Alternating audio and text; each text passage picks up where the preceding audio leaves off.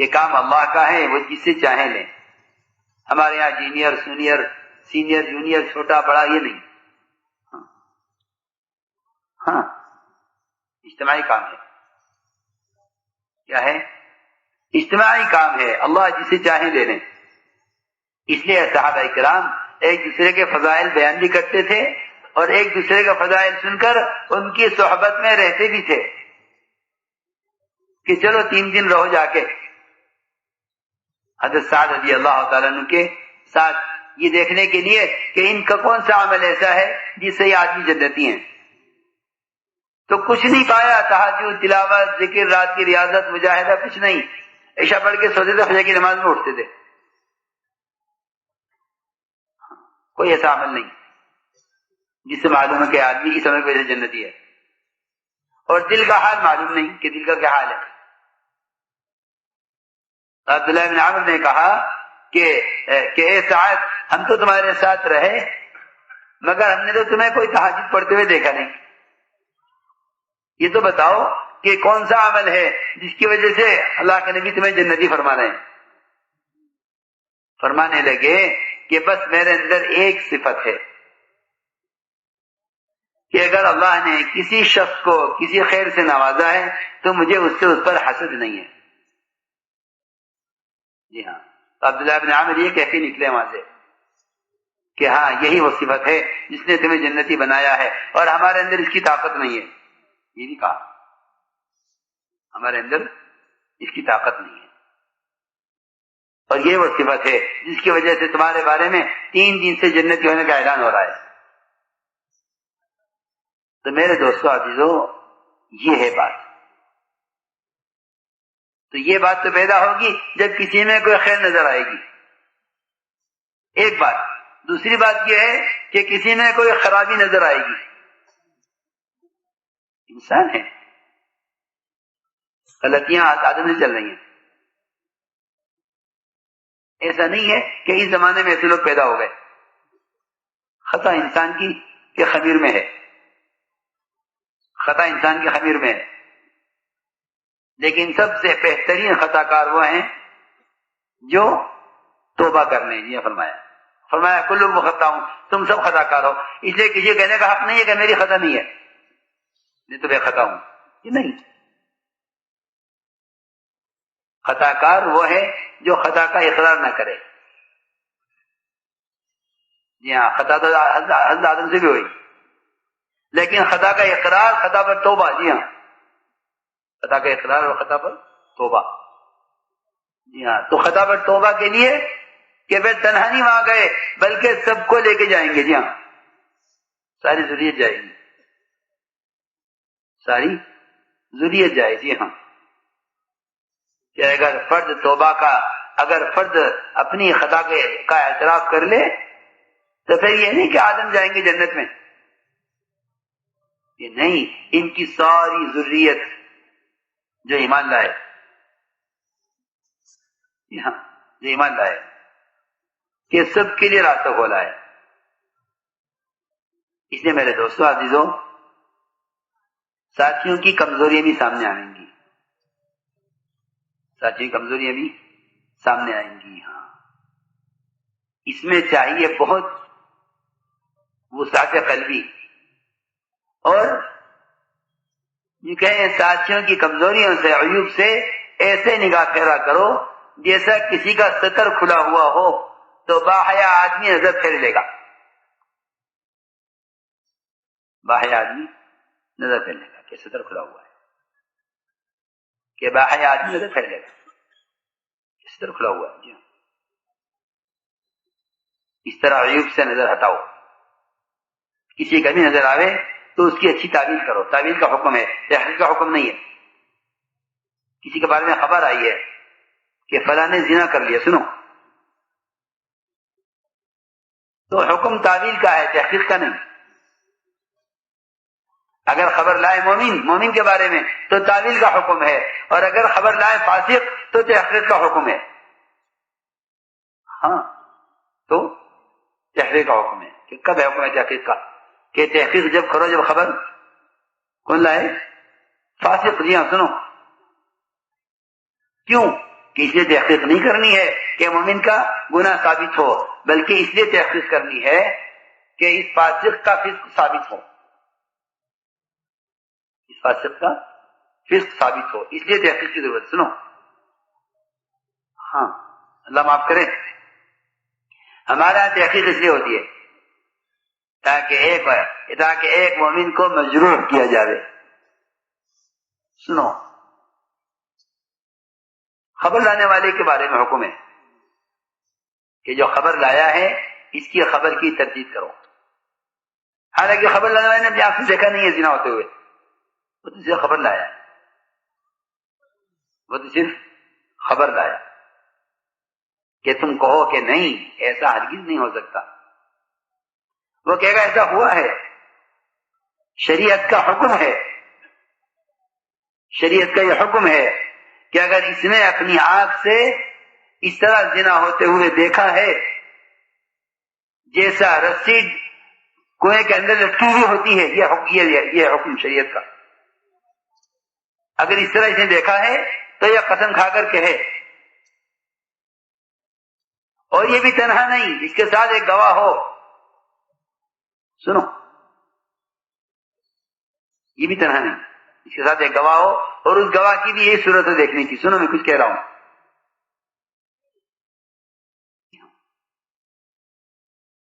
حضرت عمر رضی اللہ تعالیٰ عنہ ایک گھر میں داخل ہو کر ایک بڑی میاں کو شراب پیتے ہوئے عمر نے دیکھ لیا، اپنی آنکھوں سے دیکھا، لیکن نکل کر باہر آ گئے. امیر ہیں، امیر المؤمنین ہیں، سزا دینے کا بھی حق ہے، ان کے پاس تو خبر آئے گی اور یہ شہادت لیں گے، شہادت لے کر حد لگائیں گے شراب پینے کی، مگر چھوڑ کر چلے گئے. اپنی آنکھ سے دیکھ کر بھی سزا نہیں دی، اپنی آنکھ سے دیکھ کر بھی سزا نہیں دی. جی ہاں، اپنی آنکھ سے دیکھ کر بھی سزا نہیں دی، کیونکہ ایک گواہ ہے، دوسرا گواہ ہے نہیں، دوسرا گواہ نہیں ہے کوئی، اپنی آنکھ سے دیکھ رہے شراب پیتے ہوئے، اور دوسرا گواہ تیار نہیں کیا کہ باہر عبداللہ ابن مسعود کھڑے تھے، عبداللہ مسعود تم بھی دیکھ لو تاکہ دو گواہ ہو جائیں کہ نہیں، مومن کا گناہ ثابت نہیں کرنا ہے. سنو تو صحیح، ہم پتہ نہیں کہاں جا رہے، اس کی شکایت کر دو، اس کی شکایت کر دو، اس کی خبر کر دیا.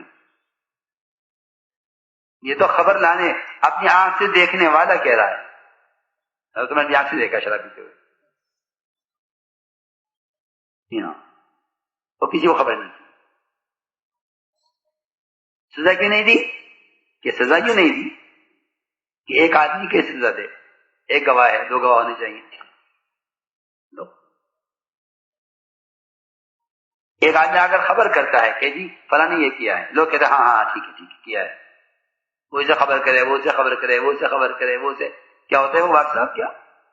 جی ہاں، اب تیسری چل رہی ہے ساری تہمتیں. جی ہاں، اس نے کیا، اس نے یہ کیا. جو اہل باطل اخبارات کے راستے کرتے ہیں وہ اہل حق اس راستے سے کر رہے ہیں. خدا کی قسم، زنا کرنا اتنا بڑا گناہ نہیں جتنا اس کی خبر کرنا بڑا گناہ ہے. تو حدیث میں ہے، میں تو اپنی سے نہیں کہہ رہا کہ غیبت اشد من الزنا. اپنی آنکھ سے دیکھ کر اگر خبر کرتا ہے تب بھی زنا کرنے والے سے زیادہ بدتر ہے. اگر اپنی آنکھ سے دیکھ کر خبر کرتا ہے تب زنا کرنے والے سے زیادہ بدتر ہے. اور اگر بغیر دیکھے خبر کرتا ہے پھر تو ڈبل گناہ ہے اس پر، غیبت کا گناہ، تہمت کا گناہ، جھوٹ کا گناہ. جی ہاں، غیبت کا گناہ اور بہتان کا گناہ. جی ہاں، پھر تو ڈبل گناہ ہے. بلکہ حدیث میں فرمایا، قرآن میں فرمایا ہے کہ جو لوگ سنی سنائی باتوں کو آگے پھیلاتے ہیں ان کے لیے ڈبل عذاب ہے، دنیا میں بھی اور آخرت میں بھی. جی ہاں، ان الذين يحبون ان تشيع الفاحشة في الذين آمنوا لهم عذاب أليم في الدنيا والآخرة. ایک عذاب دنیا میں ہے، ایک عذاب آخرت. جی ہاں، دنیا کا عذاب تو یہ ہے کہ وہ اس گناہ میں مبتلا ہو کر مشہور ہوئے بغیر مریں گے نہیں. یہ سنو، یہ فرمایا کہ یہ اس گناہ میں مبتلا ہو کر مشہور ہوئے بغیر مریں گے نہیں، یہ پہلے اس گناہ کے اندر خود بلا کیے جائیں گے. تو میں عرض کر رہا، ایک آدمی نے آ کر اپنے بارے میں کہا آپ سے کہ میں نے زنا کیا ہے، میں نے زنا کیا ہے، میں نے زنا کیا، جی 3 مرتبہ. آپ نے ہر مرتبہ ان کے گناہ کی تعویل کی، لعلک قبلتا، لعلک غمزتا، ہاتھ لگایا ہوگا، آنکھ اشارہ کیا ہوگا کہ جائے کسی طرح کہ نہیں میں نے زنا کیا، میں جانتا ہوں زنا کیا ہے. اور آپ تعویل کر رہے کہ نہیں ایسا نہیں ہوا، ایسا نہیں ہوا. معاذ مالک اسلمی نے 4 مرتبہ کہا، ہر مرتبہ ادھر سے آئے ادھر رخ کر لیا، ادھر سے آئے ادھر منہ پھیر لیا. وہ کہہ رہے میں نے زنا کیا، آپ سن ہی رہے، آپ سن ہی رہے بات، کسی طرح واپس چلا جائے. تو میں عرض کرا کہ تحقیق کرنا حرام ہے اور تعویل کرنا ثواب ہے. تعویل کرنا ثواب ہے. مومن کے گناہ کی اچھی تعویل کرو، مومن کے گناہ کی اچھی تعویل کرو، جی ہاں، تاکہ ماحول ستھرا رہے. اپنے ماحول کو صاف رکھو، اپنے ماحول کو صاف رکھو، ساتھی کی طرف سے اپنے دل صاف رکھو. آپ نے فرمایا میرے پاس کوئی میرے ساتھی کی شکایت نہ لائے، میں چاہتا ہوں تمہارے سامنے نکلوں تو میرا سینہ سب کی طرف سے صاف ہو. یہ حکم. تو میرے دوستو عزیزو، یہ ایک بات ہے کہ ساتھی کمزوریاں سامنے آئیں گی کہ ان کے عیب کو چھپاؤ، ان کے عیب کو چھپاؤ. 2 آدمی آئے حضرت عمر کے پاس، ماں باپ آ کے عرض کیا کہ ہماری بچی سے زنا ہو گیا اور اس کی بکارت کنواراپن ختم ہو گیا، لڑکی میں عیب ہو گیا. اب کہیں سے اس کے شادی کا پیغام آیا ہے تو ہم لڑکے والوں کو بتا دیں کہ ہماری لڑکی کے اندر یہ عیب ہے، یہ معاملہ ہے، عقد ہے، اور لڑکی کی بکارت کنواراپن ختم ہو چکا ہے، اس سے غلطی ہو گئی، زنا ہو گیا. ہم آپ سے مشورہ کرنے کے لیے آئے کہ جہاں سے لڑکی کا پیغام آ رہا ہے شادی کا، ہم ان کو بتا دیں کہ ہماری لڑکی میں عیب ہے، شادی کرو کرو، نہ کرو مت کرو. کیا ہو جائے گا؟ لڑکی شادی نہیں کرے گی، کیا بات ہے؟ حضرت عمر سے آگے پوچھا، حضرت عمر نے فرمایا کہ اس لڑکی کی شادی اس طرح کرو جس طرح ایک نیک عادت پاک دامن لڑکی کی شادی کی جاتی ہے. اور اگر تم نے اشارتاً بھی اس کا حال لڑکے والوں کو بتایا تو میں تم دونوں میاں بیوی کو ایسی سزا دوں گا جو سارے ملکوں کے لیے عبرت بن جائے گی. ایسی سزا میں کسی کو نہیں دی ہوگی جیسی سزا تمہیں دوں گا اگر تم نے اپنی بچی کا حال بتایا لڑکے والوں کو. ہرگز خبر کرنے کی ضرورت نہیں ہے. سنو، یہ تھا مزاج. ورنہ وہ سمجھتے تھے کہ لڑکی کا حال بتائے بغیر اس کی شادی ان سے کر دیں گے تو یہ بدمعاملگی ہوگی کہ وہ تو اس کو نیک سمجھ کی شادی کر رہے اور ہم اس کی کمی ان کو بتا رہے. میں نہیں، ایسا مت کرنا. اور اگر مجھے معلوم ہوا کہ تمہیں لڑکی کا حال ان کو بتایا ہے لڑکے والوں کو تو میں تمہیں ایسی سزا دوں گا، ایسی سزا میں نے کسی کو نہیں دی ہوگی. جاؤ اس کی شادی کرو اور ایسے شادی کرو جیسے پاک دامن لڑکی کی شادی کی جاتی ہے. یہ ہے ہمارا مزاج. میں اس کو کہہ رہا ہوں کہ اپنے کام کو مزاج نبوت پر لاؤ، ورنہ پورے مزاج، سیاست کا مزاج اور چغلیوں کا مزاج، اتہامات کا مزاج، یہ تمہارے کام کے اعتماد کو عوام کی نظروں سے اٹھا دے گا. یہ ہے، اپنے ماحول کو ستھرا رکھو، اپنے ماحول کو ستھرا رکھو، یہ ضروری بات ہے. جن اسپتالوں میں گندگی ہوتی ہے نا وہاں لوگ علاج کے لیے آتے نہیں ہیں کہ اسپتال میں گندگی ہے. جی ہاں، میں مثال دے رہا ہوں. اسپتال گندے، لوگ علاج کے لیے نہیں آئیں گے. ہوٹل گندے، لوگ کھانا کھانے نہیں آئیں گے. جی ہاں، کہ صفائی نہیں ہے. آپ دیکھو ان سارے شہروں میں لوگ صفائی رکھتے ہیں تاکہ لوگ ہمارے یہاں علاج کرائیں، ہمارے یہاں کھانا کھائیں، ہمارے یہاں قیام کریں. جی ہاں، ہوٹلوں میں آرام گھر سے زیادہ دیا جاتا ہے. مثال ہے کہ اپنے ماحول کو صاف رکھو تاکہ لوگوں میں کام کا اعتماد بڑھے، اور ساتھیوں کو معتمد بناؤ تاکہ ان سے کام لیا جائے، ان سے کام لیا جائے. اس لیے میں نے عرض کیا کہ دو کام کرنے کے ہیں، ایک ساتھی کی غلطی کی اچھی تعویل اور دوسرے ساتھی کی غلطیوں پر غلطیوں کو چھپانا، اور اگر ان کی اصلاح کرنی ہے تو ان سے تعلق قائم کرنا. اتنا اکرام کرو اور اتنے قریب آؤ پہلے کہ وہ سمجھے کہ اس سے بڑھ کر میرا کوئی نہیں ہے. جی ہاں، پھر یوں کہو کہ ہم نے ایسا سنا ہے، کیا یہ ٹھیک ہے؟ اگر کہا ایسا ٹھیک ہے کہ ٹھیک نہیں ہونا چاہیے، ہاں ٹھیک ہے، نہیں ہونا چاہیے. اگر کہ نہیں ایسا نہیں ہے تو بات ہی ختم ہو گئی. کیونکہ کوئی آدمی اگر اپنی غلطی سے انکار کر رہا ہے تو اس کے انکار کو قبول کرنا چاہیے. سنو، یہ تعلیم ہے کہ ایک آدمی غلطی کا انکار کرے تو آپ اس کے انکار کو قبول کر لیں، ثبوت نہ پیش کریں. سنو،